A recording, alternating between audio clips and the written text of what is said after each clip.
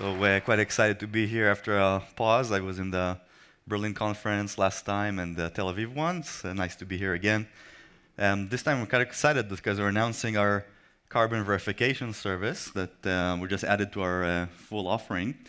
So Taranis has been around the last 6 years developing a precision scouting solution, and now we're adding, as we're scanning each field on a weekly basis, we're also adding a carbon verification portion to our service. Overall, kind of our vision is to unlock agribusiness demand intelligence using our AI-enabled SaaS platform. We're serving a few million acres by now and growing about 100% each year. So we already raised over $60 million. We're 85 employees worldwide, growing at a fast pace. We see our customers really expanding with us, doubling and tripling sometimes each year. So really a good product market fit, and we see them getting more and more excited about our solution, how it enables them to just spend a smaller amount of time in the field, but really knowing everything that's going on and be able to interact with their growers on a timely basis, making the right recommendations. And the goal of our service is really to be preventive, to see the problems when they're still just on the leaf level before there's an actual economic problem in the field. So we're quite excited right now that we're in the kind of the middle of two huge transformations. So with our precision scouting service, we are kind of transforming how field is being managed. But now, with the focus of this conference as well, as we heard a lot of the speakers so far today, we're talking about the sustainability transformation and how agriculture today is part of the problem, probably emitting 25% of GHG, can actually be part of the solution by employing a few different management practice changes by growers. They can actually be part of the solution. And I think growers are really excited about it and want to participate. But from surveys that we've done and others have done, about 75% of growers would like to participate in the carbon credit market, but just don't know how. And we want to simplify it by basically verifying these practices and the carbon content in a very easy way using our remote sensing and AI approach. So this is really the perfect timing for all of this. And these are kind of some of the reasons that we all know that kind of lead to the need for these transformations to happen. The climate shift putting more pressure on growers to produce a good yield, the consumers being more concerned and vocal about it, and all the other trends in consolidation, bigger farms, smaller percentage of the population needs to feed the whole world. And we also see it down to the value chain of who's distributing the inputs, the seeds, the chemicals, the fertilizers, the agronomic advice. They really need better tools to do their job and engage with the growers in a more meaningful way, really continuing to be their trusted advisor. So that's how we work, and we serve about 100 customers who are big distributors of agronomic advice, seeds, chemical, fertilizer. These 100 customers today touch on 500,000 growers. So that's kind of the potential with the current client base, and we keep adding more and more of these distributors. So on the precision scouting side, the potential of the market is quite huge. We see that 30 to 40% of potential yield is lost.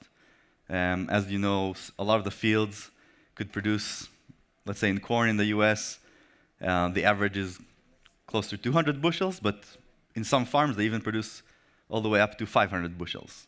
That means the genetic potential is there. So they just need to be able to understand the environment, the genetics, the management practices, how to get to higher yields overall.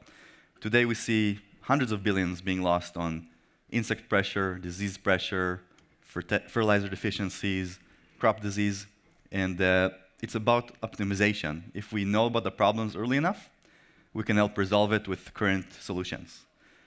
On the other hand, on the carbon side, it's quite exciting because there's a lot of soil health benefits that some farmers already understand.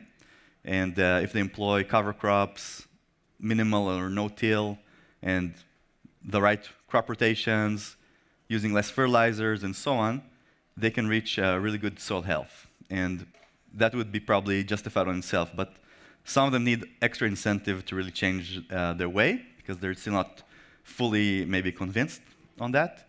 And I think carbon credits is a great way to create that incentive for the growers. And as the demand increases, also the price for carbon credit increase, and there's all the more incentive for farmers to participate. And this is quite how we see from emitting 25% of GHG how to be actually absorbing more CO2 into the soil and fixing it there. So we see it as kind of a $100 to $200 billion market that agriculture can take maybe about 30% of the total market in creating carbon credits. And it's actually a pretty unique source of carbon removal. Like you see, there's no other really alternative that is both a 5.5 gigaton per year potential and also relatively good cost. And this could be improved. So we think this is kind of the best way forward, or at least one extra way in parallel that needs to move forward fast. And we would like to enable it with our platform. So today, this whole process is quite complex. As I mentioned, most growers don't know how to start, how to participate. Most of them are smaller growers. They can't do a 30-year project with a verifier and so on. They need a simple way to enroll and participate. And the whole measurement, reporting, verification portion today consumes 50 to 70% of the value of the credits. So it's kind of an absurd situation that to create the credits, a lot of the value is already invested into the solution. Doesn't make sense to us. We think there's a better way. So what we want to enable is all the different programs out there by the basic manufacturers of ag inputs, by other programs. We want to enable the measurement, verification, and reporting automation, and hence allowing farmers to participate. Once it's done with remote sensing, it's quite interesting, you remove the hassle of the soil sampling process, which today is the most costly part of each program. And you can also kind of increase the pie of who can enroll. We can actually build a baseline and analyze farms in the last few years. So the actually more advanced growers who maybe are doing these practices for the last 1 year, 2 year, 3 year or more, we can actually go back retroactively, analyze their fields, verify their practices, and bring them into the cycle and help them kind of enjoy this incentive. So how do we do it? We are doing it with a combination of our expertise in remote sensing. So we're using both radar satellites, optical satellites, our drone imagery that we're doing per week, along with very advanced soil models and weather models to kind of simulate the whole situation underground and find the right proxy and correlations to the actual carbon content, bulk density, and organic matter in each pixel on the world. So we can enable, like I said, going back in time, looking at these, building a baseline, measuring before and after of every season, and creating the corresponding carbon credits in a very powerful way, and of course, registering it with the right marketplaces and verifiers on the blockchain, so it's only a one-time thing and high-quality carbon credit. This is kind of a screenshot of how the platform looks from both perspectives. In the same platform, they can do the whole crop management, build prescription automatically based on our findings around stand counts, weed identification, disease identification, fertilizer deficiency identification, crop disease, plus managing the carbon credits, enrolling fields on the fly, understanding the type of tillage, type of crop cycles, type of soil types, cover crop, yes or no, and our tool measures automatically kind of how many tons were actually sequestered and automates the reporting to the right marketplace. We have a few marketplaces that approved our concept, and we're working with a partner here called Albo.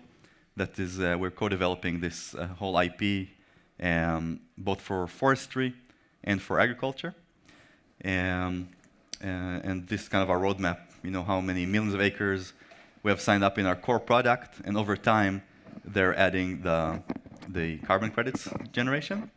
And as I mentioned, we're growing at a fast pace and doubling every year, so we can expect this to correlate also to the CO2 removal.